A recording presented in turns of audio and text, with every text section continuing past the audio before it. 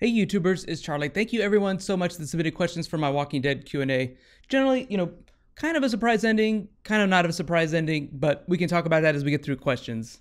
Also really cool news, Robert Kirkman confirmed that we would be getting a new character in the back half of Season 5, in addition to Alexandra Breckenridge, who's playing an unnamed character. Or not unnamed, it's just not someone from the comics. The character Kirkman was talking about was a gay character who's totally not a stereotype, and someone from the comics. So one of my answers to one of the questions will address that. Lots of stuff happening this week, so let's get to it. Careful for spoilers from the episode if you haven't seen it yet. Starting with question number 1.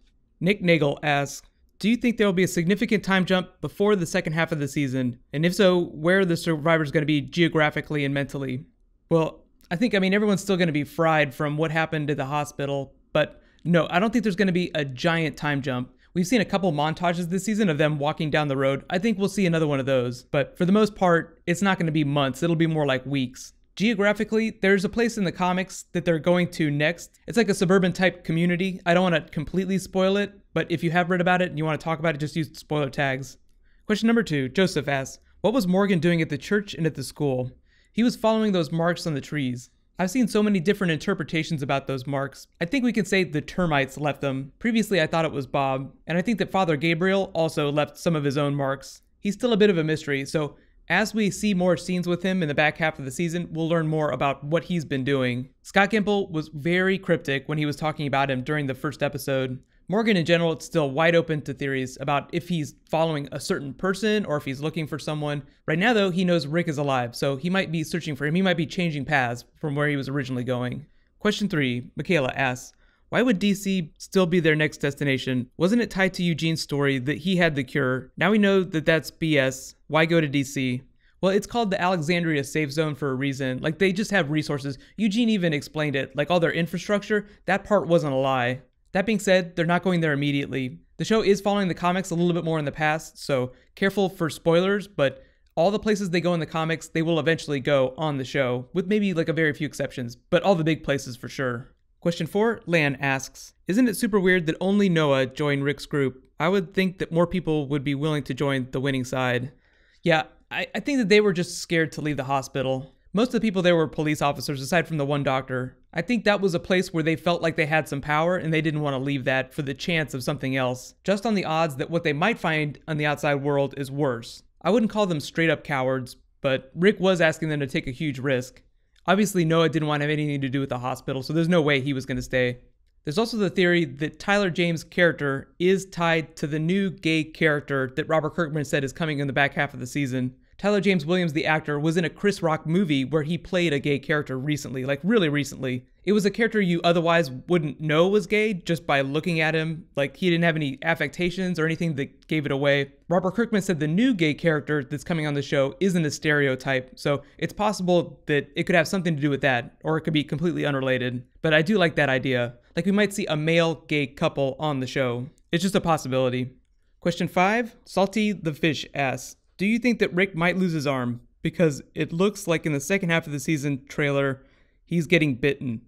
I don't think that they're going to do that. Anything that requires like significant prosthetics for an extended period of time for a main cast member, probably not going to do as much. Maybe if the character didn't appear that often, they would totally do it. We also have to consider Abraham's hand. So I think if anyone is going to lose a body part, Abraham's hand is going to go first. Although Robert Kirkman has said during Comic-Con panels at various points that everything is up for grabs. People can lose eyes, people can lose limbs. They won't ever say, absolutely no, we're never going to do this. But realistically speaking, I don't think that Rick is going to lose any limbs. Question 6, Jim asks, why are there no crows or vultures? With all the rotting flesh, carrion birds should be getting far thicker. There don't even seem to be any maggots. Yeah, I think that's more of like a time constraint kind of thing, or like a budgetary thing. Like, they don't want to use too much CG in the scenes. Wrangling birds is really difficult on set, like even any kind of animals, so I think they try to avoid that as much as possible. But for all intents and purposes, there's plenty of carrion birds out there. A lot of times, like little things like that, like if you notice something really big seems to be missing, it's probably just a budgetary thing. If you remember when Abraham's group stopped at that giant farm with all the walkers, that's probably why they shot it from a distance instead of shooting it from close up, so they didn't have to do all the CG bodies of all the cows that have been eaten. Question 7, Joshua asks, I love this episode. It's a real shame to see Beth go because I believe that she was such an amazing character. Yeah, if you saw Emily Kinney on Talking Dead, she like literally broke down weeping because she had become family with all the actors in real life too.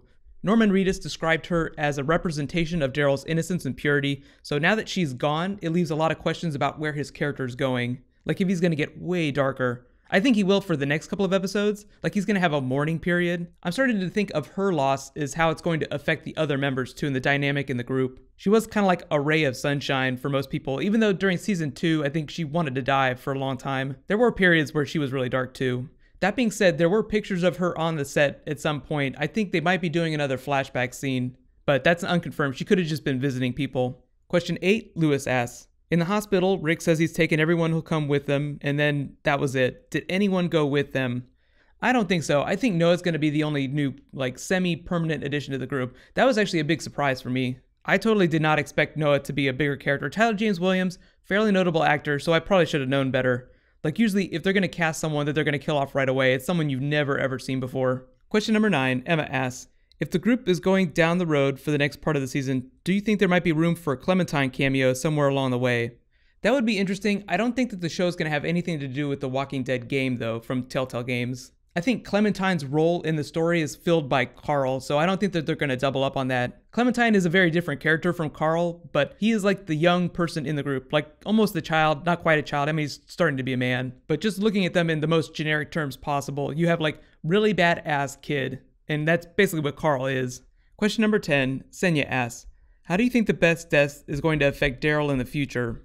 So like I said, I mean, next couple of episodes, he's just going to get super grumpy. After that, though, I think he'll slowly rebound. It's going to be a crucible for him, just like it's been a crucible for Carol. So if you look at Daryl and Carol's characters before that episode, like when they had that episode together, I think it's really important. I think they've kind of reversed roles now. Carol was the really depressed one, and now I feel like she's a little more tempered. She's a little bit more of a whole character. She's been so broken before. So I think Carol will rehabilitate him a little bit and help him learn to be a normal adult human being as much as possible. I'm not expecting a huge sexual relationship between them. I feel like Carol is there to balance him out now. Beth had started to do that in season 4. He had started to loosen up. Carol called him a man in that episode they had together, but I think that she is going to take him the rest of the way, like on the path that Beth set him on. Thank you so much, everyone, for submitting questions. These are always a ton of fun to do.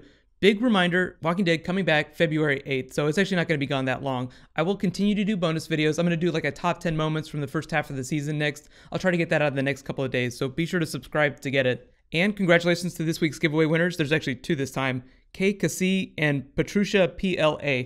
Just be sure to message me on my channel for details so I can get some contact info. A lot of big stuff happening this week. It's the big Arrow versus Flash crossover. It's a 2-part thing, so there'll be an episode tonight and then an episode tomorrow. Be sure to check those out. I'm also doing Game of Thrones gameplay, so I just uploaded my first video. The rest is going on my bonus channel. Links for all that stuff in the description. Just a quick reminder, new mobile links up here if you're on your mobile phone or on your tablet. It's the same as the links over here, but click here for my episode 8 video and click here for all my other Walking Dead bonus videos. Thank you so much for watching, so let's all high five. I'll see you guys tonight.